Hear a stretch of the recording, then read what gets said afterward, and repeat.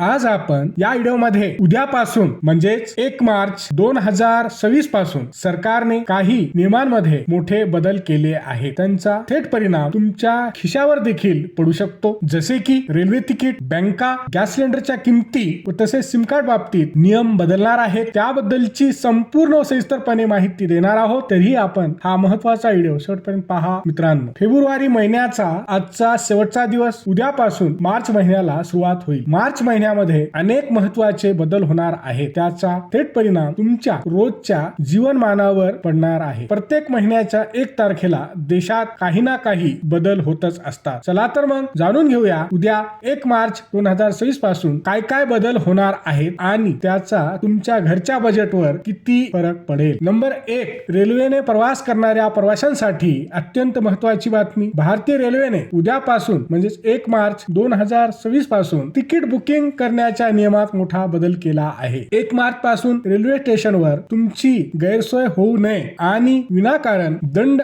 भरावा लागू नये यासाठी हा नवीन नियम जाणून घेणे आवश्यक आहे. सर्वात महत्त्वाचा बदल म्हणजे अनारक्षित म्हणजे जनरल तिकीट आणि प्लॅटफॉर्म तिकिटांशी संबंधित आहे. 1 तारखेपासून रेल्वेचे UTS ऍप बंद होणार आहे. याचा अर्थ असा की प्रवाशांना आता जनरल आणि प्लॅटफॉर्म तिकिटे बुक करण्यासाठी रेल वन सुपर ऍपचा वापर करावा लागणार आहे. या एकाच रेल वन सुपर ऍप द्वारे प्रवाशांना आता प्लॅटफॉर्म तिकीट, जनरल तिकीट, मासिक पास सोबतच आरक्षण आणि लाईव्ह ट्रेन स्टेटस तपासण्याची सुविधा देखील मिळणार आहे. आतापर्यंत प्रवासी UTS ऍप द्वारे जनरल आणि प्लॅटफॉर्म तिकीट ऑनलाईन बुक करू शकत होते. मात्र आता 1 मार्च नंतर हे UTS ऍप काम करणार नाही. त्याऐवजी आता रेल वन ऍप वरून तिकीट काढता येतील. नंबर 2, देशातील बँक खातेधारकांसाठी मोठी बातमी. देशभरातील काही मोठ्या सार्वजनिक क्षेत्रातील बँका मिनिमम बॅलन्स म्हणजे खात्यात किमान शिल्लक ठेवण्याच्या नियमांमध्ये बदल करण्याची शक्यता आहे. पूर्वी बँक खात्यामध्ये किमान शिल्लक एका दिवसासाठी देखील कमी असल्यास खातेदारांना दंड आकारला जात होता. परंतु आता सरासरी मासिक शिल्लक AMB किंवा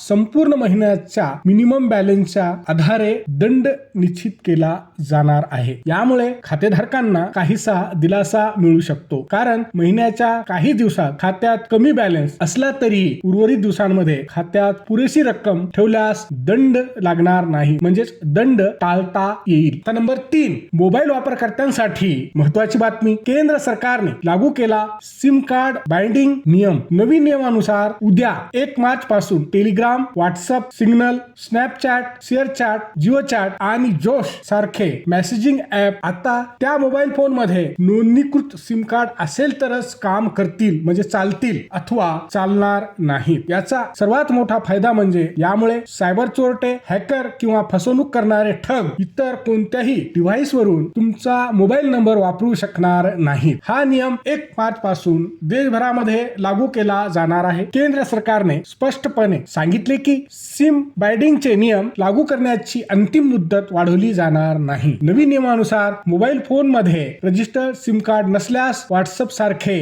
कोणतेही मेसेजिंग ऍप काम करणार नाहीत आणि महत्त्वाचे म्हणजे कम्प्युटरवर लॉग इन केलेले व्हॉट्सअप देखील 6 तासात लॉग आउट होतील. नंबर 4, घरगुती व व्यावसायिक गॅस सिलेंडरच्या नवीन किमती. सरकारी पेट्रोलियम कंपन्या IOCL, BPCL, HPCL दर महिन्याच्या 1 तारखेला घरगुती व व्यावसायिक गॅस सिलेंडरच्या नवीन किमती जाहीर करतात. उद्या रविवार 1 मार्च 2026 रोजी देखील सरकारी पेट्रोलियम कंपन्या गॅस सिलेंडरच्या नवीन किमती जाहीर करणार आहे. मीडिया रिपोर्टनुसार यावेळी गॅस सिलेंडरच्या किमती कमी होण्याची शक्यता आहे. हा व्हिडिओ शेवटपर्यंत पाहिल्याबद्दल आपल्या सर्वांचे अगदी मनापासून आभार. खूप खूप धन्यवाद. जय महाराष्ट्र.